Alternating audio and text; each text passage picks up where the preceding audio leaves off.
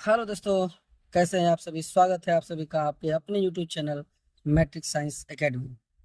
तो आज हम लोग क्लास 12 के हिस्ट्री के टॉप 10 महत्वपूर्ण प्रश्न पढ़ने वाले हैं। और यह सीरीज का आज ये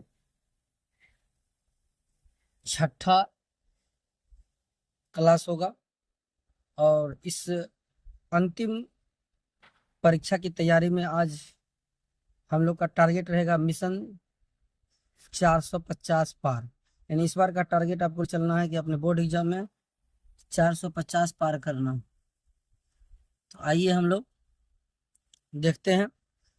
आज हम लोग इतिहास पढ़ने वाले हैं जिसमें महत्वपूर्ण महत्वपूर्ण क्वेश्चंस हैं। बने रहिए इसी तरह के आगे वीडियो के लिए। तो आइए पहला प्रश्न हम लोग देखते हैं कि महाभारत का युद्ध कितने दिनों तक चला। तो महाभारत का युद्ध आपसे पूछ रहा है कितने दिन तक चला।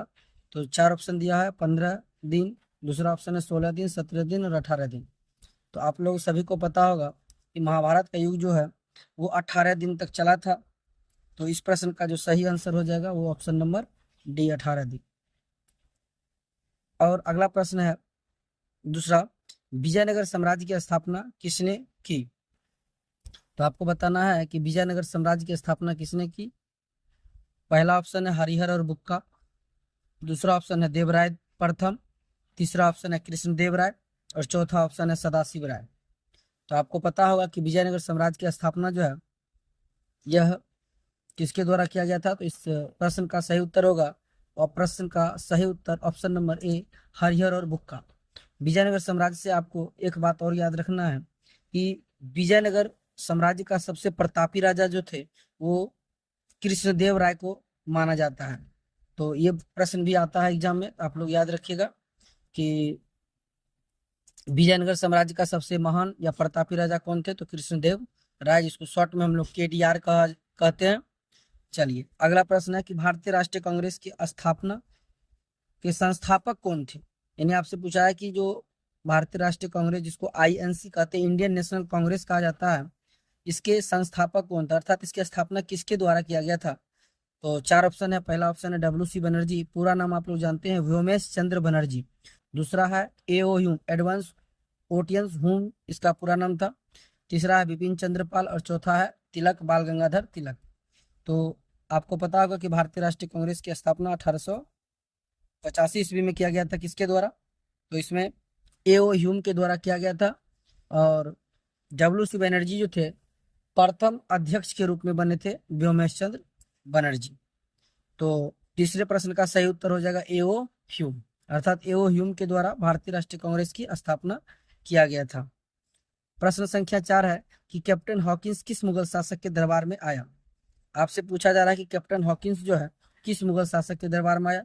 चार ऑप्शन है। पहला अकबर, दूसरा है जहांगीर, तीसरा है शाहजहां और चौथा ऑप्शन है औरंगजेब। तो ये जो कैप्टन हॉकिंस थे, आप लोग को पता होगा कि जहांगीर के दरबार में आए थे। तो इस प्रश्न का जो सही उत्तर हो जाएगा ऑप्शन नंबर कितना हो जाएगा, बी। पांचवा है कि कनिष्क का राजरोहन कब हुआ, अर्थात कनिष्क का राजरोहन के बारे में आपसे पूछा जा रहा है। तो पहला ऑप्शन है 48 ईस्वी, उसके बाद दूसरा 78 ईस्वी, तीसरा 88 ईस्वी और चौथा ऑप्शन है 98 ईस्वी। तो आपको बताना है कि कनिष्क का राज्यरोहन कब हुआ। तो आपको पता होगा कि कनिष्क का राज्यरोहन जो है 78 ईस्वी में हुआ था। इस प्रश्न का सही उत्तर क्या हो जाएगा, तो ऑप्शन नंबर बी, 78 ईस्वी। उसके बाद अगला प्रश्न है कि 1857 का विद्रोह कब आरंभ हुआ। यानी 1857 का विद्रोह जो शुरू हुआ था ये किस तिथि को शुरू हुआ था। ऑप्शन ए है 10 मई, बी 13 मई, ऑप्शन सी 18 मई, ऑप्शन डी 26 मई। तो इस प्रश्न का जो सही उत्तर होगा ऑप्शन नंबर ए, 10 मई, अर्थात 10 मई 1857 को यह विद्रोह जो है शुरू हो गया। 1857 का विद्रोह के लिए जो है कई जगहों पर जो है केंद्र बिंदु बनाए गए थे। दिल्ली में इसका केंद्र बिंदु बनाया गया, लखनऊ में इसका केंद्र बिंदु बनाया गया, झांसी में इसका केंद्र बिंदु बनाया गया, उसके बाद अपना बिहार में भी इसका केंद्र बिंदु बनाया गया। तो अगले टॉपिक में हम लोग जो है 1857 के विद्रोह का विस्तार में अध्ययन करेंगे। तो अगले प्रश्न की ओर चलते हैं। साथ में कहा गया कि पुर्तगालियों ने गोवा पर कब अधिकार किया। तो पुर्तगाली की बात कर रहा है कि गोवा पर अधिकार कब किया, तो पुर्तगाली जो है वह गोवा पर कब अधिकार किया। ऑप्शन है 1506, दूसरा ऑप्शन है 1510, तीसरा है 1512 और उसके बाद है चौथा ऑप्शन 1520। तो ये जो प्रश्न है, इस प्रश्न का सही उत्तर होगा 1510 ईस्वी में जो है पुर्तगालियों ने गोवा पर अधिकार किया। तो 7 नंबर का जो सही उत्तर होगा ऑप्शन नंबर बी 1510। उसके बाद 8वां प्रश्न है, स्तूप का संबंध किस धर्म से है। आपको बताना है कि स्तूप का जो संबंध है वो किस धर्म से है। पहला ऑप्शन है जैन धर्म, दूसरा है पारसी धर्म, तीसरा है बौद्ध धर्म और चौथा है ईसाई धर्म। तो 8 प्रश्न का उत्तर जो है 8वें नंबर का आपको पता होगा कि स्तूप का संबंध जो है बौद्ध धर्म से है। तो इस बार का नारा है आपकी बार 450 पार। तो इस टारगेट को ध्यान में रखते हुए इस सीरीज को कंटिन्यू लेके चलना है जनवरी के लास्ट तक, और फरवरी में आपको एग्जाम देना है। और उसके बाद जो है आपका टारगेट रहना चाहिए कि हम लोग जो है 450 पार करें। आगे 9वां नंबर प्रश्न है कि इब्न बतूता किस देश का निवासी था। पहला ऑप्शन है मिस्र, दूसरा है पुर्तगाल, तीसरा है मोरक्को और चौथा है फ्रांस। आपको पता होगा कि इब्न बतूता जो है वो मोरक्को निवासी था। दक्षिण अफ्रीका में मोरक्को है, तो वही मोरक्को के निवासी थे। और इसकी एक पुस्तक का नाम है, यानी यात्रा वृत्तांत है, यात्रा वृत्तांत का नाम है रेहला, जिसको हम लोग कहते हैं।